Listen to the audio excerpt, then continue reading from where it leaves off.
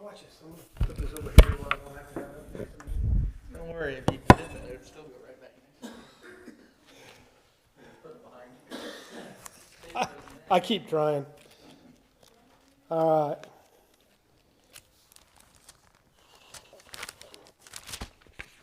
Make sure I'm in the right place. John 12, 1 through 11 is where we'll eventually be. John 12, 1 through 11. But before that, I'll read the prelude to this. We're going to be discussing Mary's anointment of Jesus' feet and a few things that go along with that. And some of the things I looked at were the similarities between this account and the prior account, the two different accounts. And usually if it's two different accounts, or two times, I guess, being told something, generally we want to stop, pay attention, listen, because sometimes it means something. You know, it's the way people are. It's an example for us. And also, some of the things that go on throughout here, the ointment, or how do I want to word this? Like perfume type, I don't know, oil, I guess is what it is. $300 or 300 denarii, be about $51, wages full year. So think about spending something that's going to take your full year's paycheck to cover. So as we go through this, just kind of some of the things to think about, and then we're going to also be looking at Judas a little bit this evening. So John,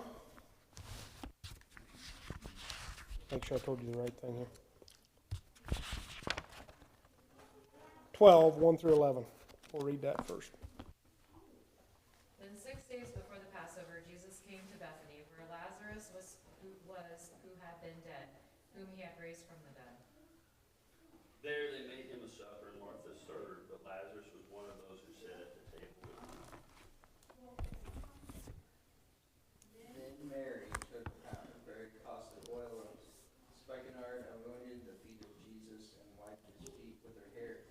And the house was filled with the fragrance of the oil. Judas, one of the disciples, he who was about to betray him, said,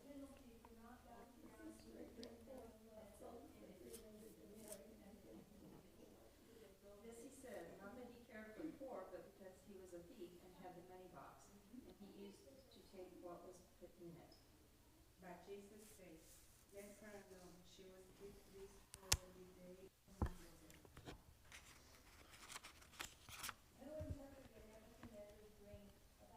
For the poor you have with you always, but me you do not have always.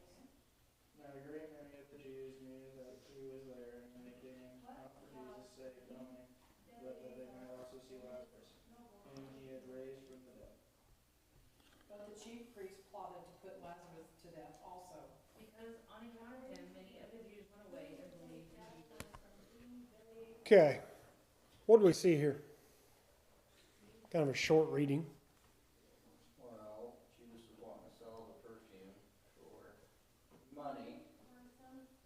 Okay, Thought that was a better plan, but what was coming? Jesus' Jesus' death. Okay, what village were they in again, or where were they at?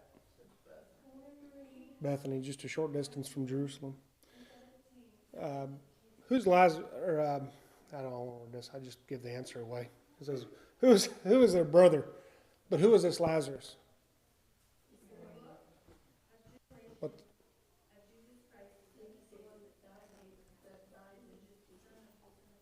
Was raised, right? Okay. Why?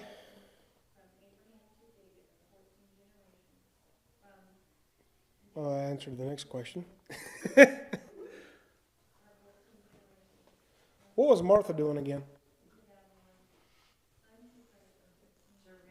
Serving. So she's busy about doing this again. And we see the same kind of response from her. And that's not being a bad thing, but what was Mary doing? Exactly. So she, once again, was doing the, I mean, at the time they didn't know it, but Jesus wasn't going to be there for an extended period. It was something that was going to be short-lived. And anytime you have that opportunity to hear people speak or learn something from somebody, how much more valuable is it after you learn that they're not there to ask questions for? It makes it awful difficult to answer questions when you can't ask a question and you don't get the answer you need. So what Mary was doing there, pouring the oil on Jesus' feet, anointing him,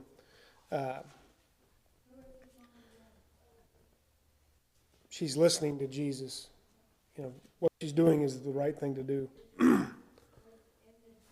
What was this anointment described as? Costly oil of spikenard. Costly oil spikenard. Kind of sounds funny. I don't really know what the name It was a pound. actually is, but yeah.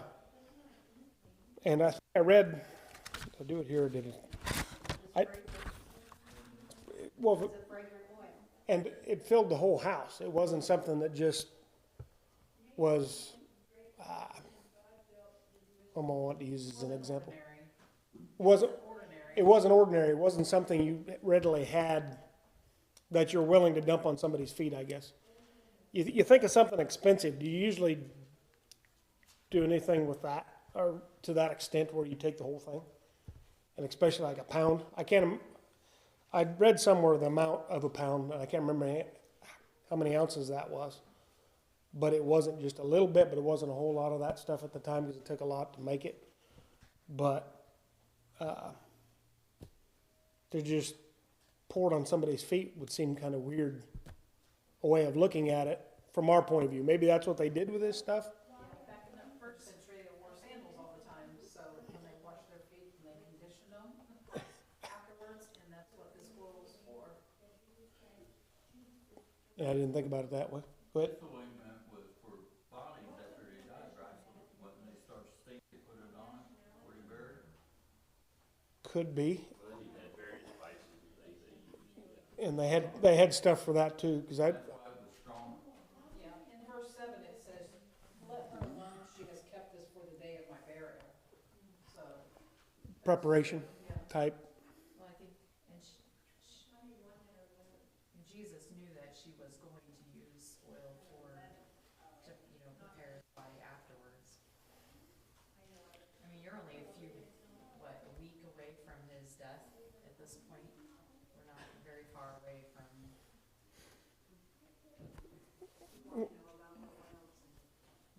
What's that? The oil is used as a perfume, medicine, and religious rites.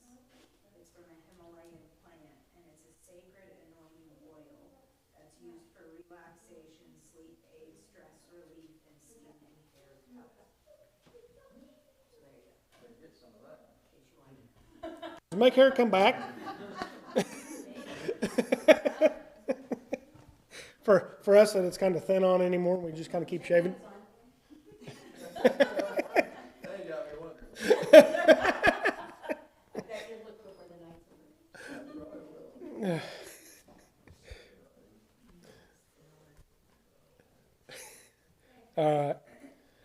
What was Judas's response to this? He was aggravated that she didn't sell it for money Okay. instead of putting it on Jesus' feet, or whatever she did with it. What was he wanting to do with it? Sell it and then what? Probably take the money. His response was he wanted to help the poor, is what he's saying. Now, the real reason why Judas wanted to sell the oil, because he wanted the money out of it. Okay. Do we notice any difference in the heart between Mary and Judas? You see where Mary's thought process, what Mary's heart, Mary's thinking was in the fact that Jesus in verse 7 says, "Let her alone. She has kept this for the day of my burial. For the poor you have with you always, but me you do not have always." That's pretty pointed. Hey, leave her alone. She's doing what she should be doing. And you think about this, and Mary, This is the second time somebody's come up and accused Mary either not helping or not doing something right, or here she could be doing something else with something, being the ointment. And Mary's always in the right. She's the one actually doing what she should be doing. You know, she's up listening to Christ speak. She's anointing his feet. Yet we see between Martha and Lazarus, you know, they're wanting to have him say something to her about what she's doing. And that's kind of what I took from the two different accounts at two different times. But both times, Mary's in the right. Of course, I guess we've already talked about his death and what she had done. Somebody want to read Mark 14:9, please?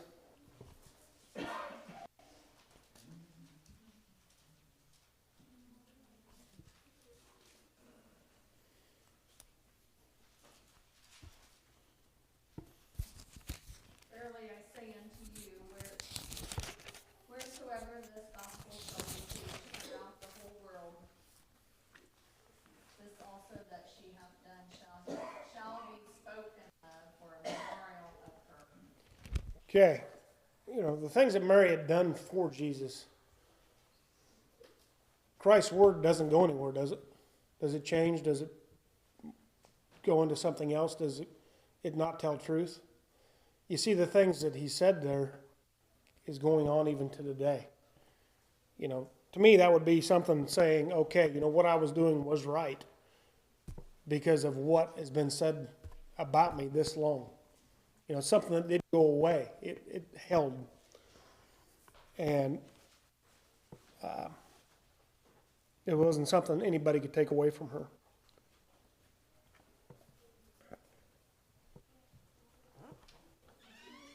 In verse 9 of John 12:9, what did people came to do?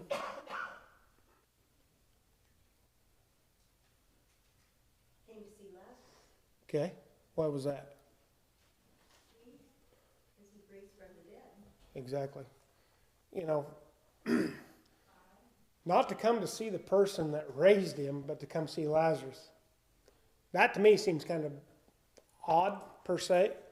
I mean, if you knew Christ was there, I guess, do you want the person that could raise somebody from the dead, or do you want the guy raised from the dead?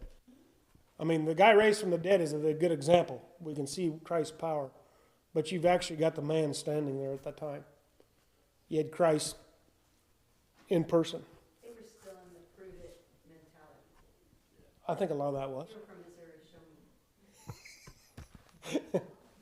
I won't tell you where I came from. I'm just out wandering around. Up until right after the resurrection, even Jesus' own brother didn't believe he was the Christ. So, yeah, that's true. He was still trying to prove himself. And that's pretty, I mean, you look at all the things that Christ did, it's pretty sad that he had to keep proving himself time and time again. And Thomas, doubting him, you know, I want to see the marks. If somebody tells you they're going to do something, he hasn't given you an example of what he couldn't do, and to doubt him. You know, that to me, I mean, it's easy for us to look back and say, okay, you know, I would never do anything like that. But to have him on hand and then still doubt him, that'd be a little harder. You look at John 20:30 and 31, you know, talk about there. We have just the recorded miracles of Jesus, you know, here. And so they were living in time, you know, we talk about people wanting to go to see Lazarus, you know, his miracles became a spectacle to some people, you know, they became, Well, how many, I mean, like I said, what we have wrote down for us is enough for us to see what he did. But the amount more so that he did beyond that, you know, it's hard to doubt something if you've got the proof in front of you. what do you think about the rich man Lazarus? You know, the rich man asked that somebody be sent back from the dead so that his brother could be converted. And so here they're living in a time frame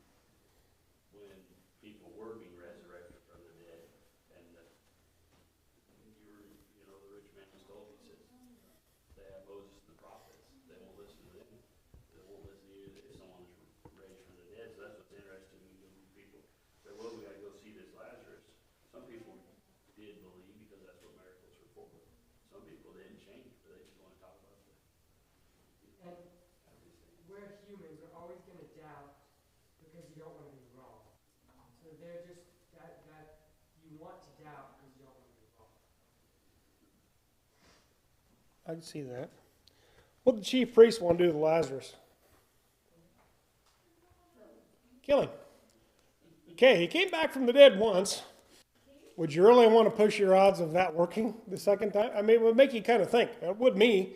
I mean, if I fell over dead and the next day I'm awake, I get brought back. I did it once. I wonder if I can do this. You know, it kind of makes you wonder if you could do it again from that perspective. Well, they did it because they were irritated at Jesus. You know, they're mad at him in verse 11. You know, and because the Jews had such a following. Who's drawing the crowd? Where they weren't drawing the crowd. See people today. Do people want to?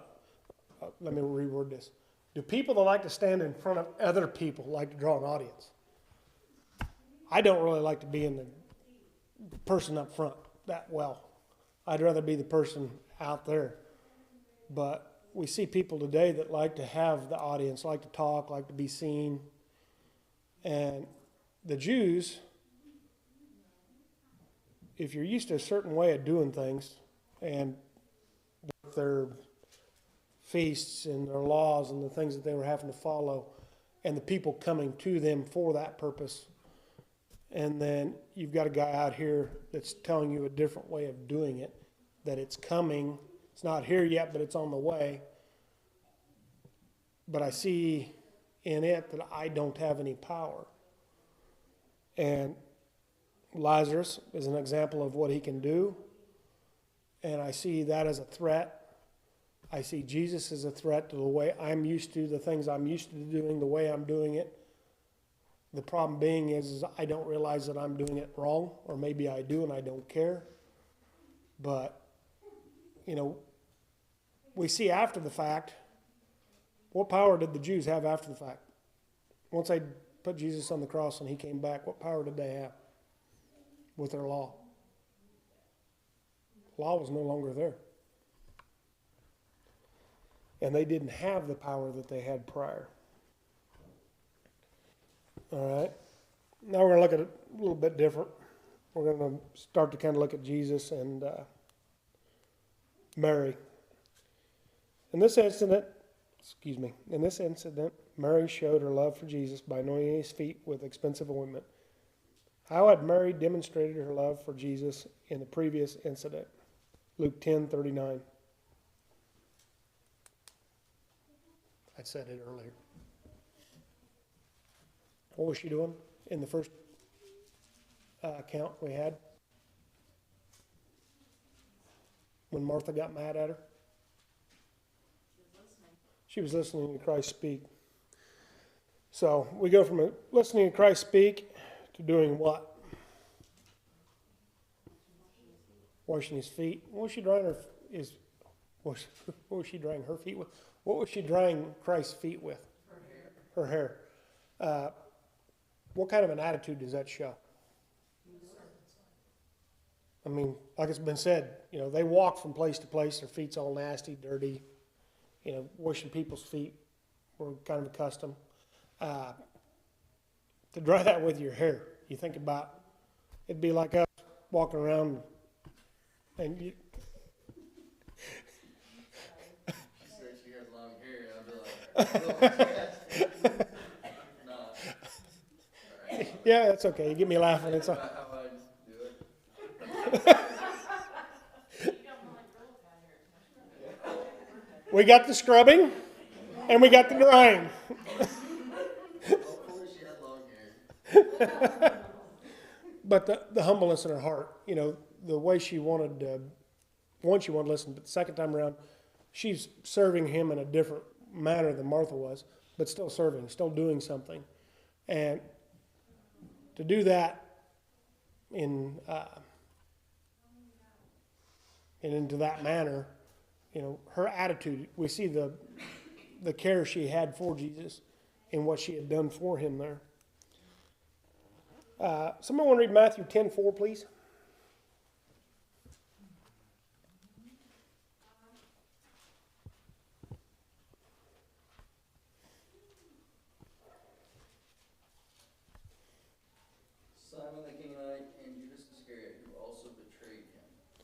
Okay, so what's Judas spoken of as? Betrayer. Okay. Wasn't he one of the 12? So you got somebody of your inner circle that's willing to betray you. You know, as it said in John, you know, being a thief, he kept the money bag. He wanted the money out of it. He's betraying Jesus. What do we see the difference between him and Mary in the attitude? Polar opposite. It's a good example of right, wrong, for no better purposes. It's on one hand, you're willing to do anything and everything in your power, things you're capable of doing to help somebody. And you got the other guy that's looking across here going, okay, now what can I take? And meal ticket, and get anything he can get out of it. This is coming from somebody that had seen the things that Christ was capable of doing. To me, you would almost have to stop if you were him and think, okay, if I take this, is he going to know about it? Because of the stuff he's capable of doing, it would make me uncomfortable. I couldn't look at a person if I'm carrying the money, betraying them, and be able to look them in the eye. Because if you have to answer for something, it makes it awful difficult to say, okay, it was me, I did that. And that's what we see Judas doing here, is he's going after it. He's wanting what he can get for himself. You know, talking about Judas, there's a lot of discussion about Judas and the condition of his heart. And I think Saul started right. And I think Judas had to start right. That's why Jesus chose him. But he's an example of people that start right. Things can happen along the way that your heart becomes hardened. And over time, you know, with this point, we get to the point of and the reason I bring all that up is because Judas, did he know who Jesus was? Someone just said meal ticket, right? And so it got to the point where his heart had become hard enough. He said, well, you know, I'm kind of caught up in this. This is a good meal ticket, so I'll run with it, you know, as long as it lasts. And, you know, forgotten what it was about, you know, because, you know, like Luke 10, they were sent out 2 by 2, you know, things. And so he had a lot invested in this at one time, but something, I think, changed along the way. And so, you know, with his heart, and so his heart became hardened, and so. I think you can get to the point where you're just kind of, if you're not thinking about what you're doing, you've got that opportunity to veer off left, veer off right. That isn't to say you come right back, but it gives you an opportunity to get over here where you may not want to be. Who entered Judas's heart? Satan. You know, like you said, he veered off. Satan enters his heart, and away he goes. What had Jesus said about Judas? Who was he or what was he? We've said it already once.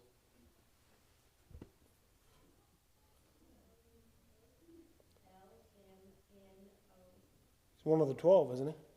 Wasn't he? To me, it would be one of the inner circle. You get down to that many, and you've got 12 people that Christ goes around with.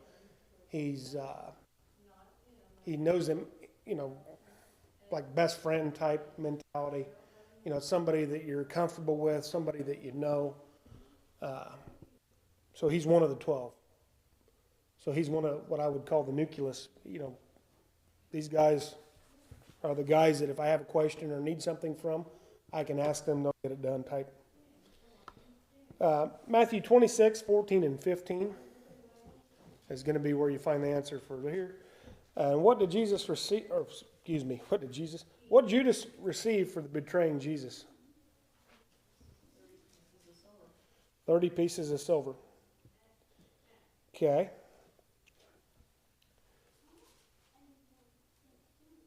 To me, how much is betraying Jesus worth? No price. There's no price in it. Now, that being said, and a little bit to me in the back of my head, I guess I'll wait a little bit here on what I'm going to say there to that. 1 Timothy 6, 9 and 10. Somebody want to read that?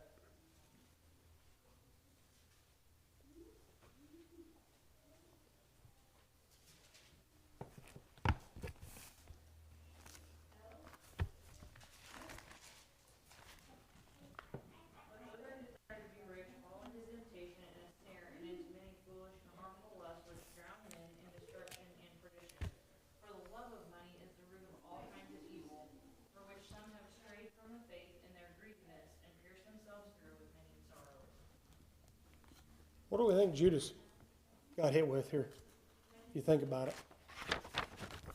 I was just reading a couple of chapters ahead there in John chapter 13, verse 2, and after the feast of Passover and the supper being ended, the devil, having already put it into his heart of Judas Iscariot, Simon's son, to betray him. I mean, it was like, wasn't it like the next day or Yeah. right after he It was, went to the chief priest, so, I mean, it didn't really break his heart when Jesus said that.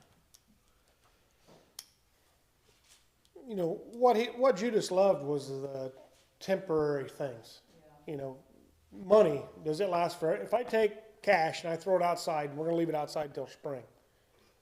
And it's out there underneath snow, leaves, and whatnot. I don't have any way of protecting it. Rodents get in it.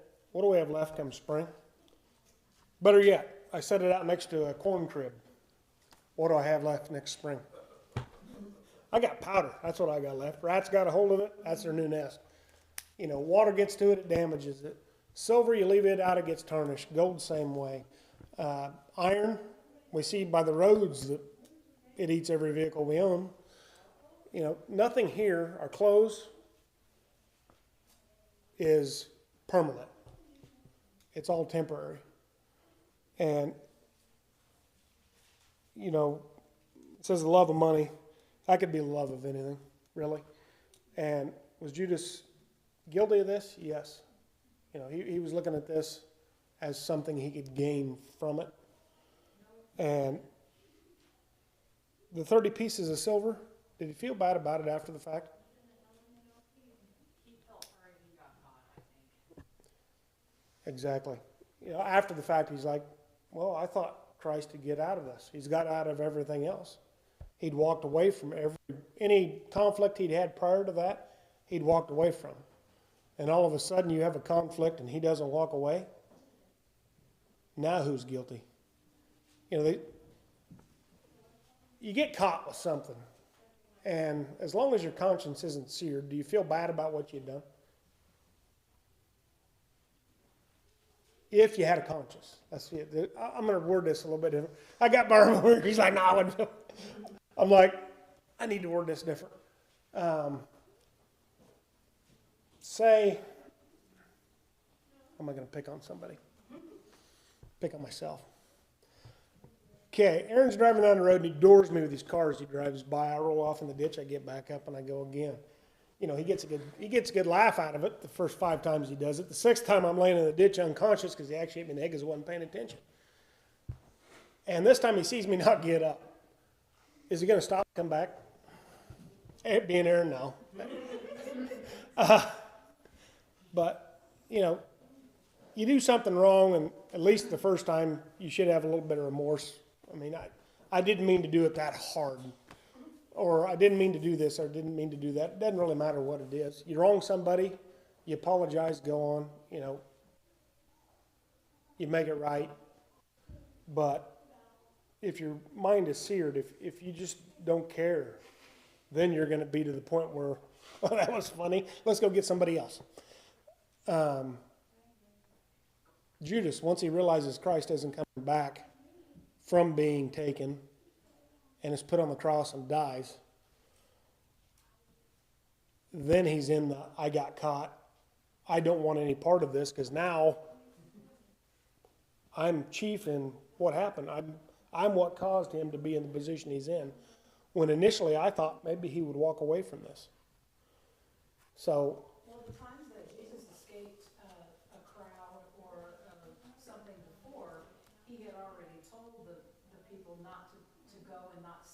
anything. And this time, Judas just wasn't a friend and just told. Well, to lead everybody in. I mean, that's the sad part is he's leading the crowd. You get to that point and you're kind of like, huh. But if your heart's been hardened, Yeah. everything about the situation doesn't bother you, I could see that being something that would just be done. I think when he went to take back the pieces of silver, and I think that was his way of trying to take the guilt away. And when they wouldn't take it back, it's like, it's blood money. Well, and he turned around and he went and hung himself. You know, so he took the quick way out. Now, is that necessarily the quick way out? No, I don't think so at all. Because you do something wrong, and then you go do something wrong again, does that make it right? No. To me, everything he was doing towards the end anyway of his life, he'd veered off to the right and just kept on going. We come back, we look at Mary and the things that she was doing. Was she doing the things that was right? What happened to her? I guess you can look at it as two different memorials. One, we see what was left for her.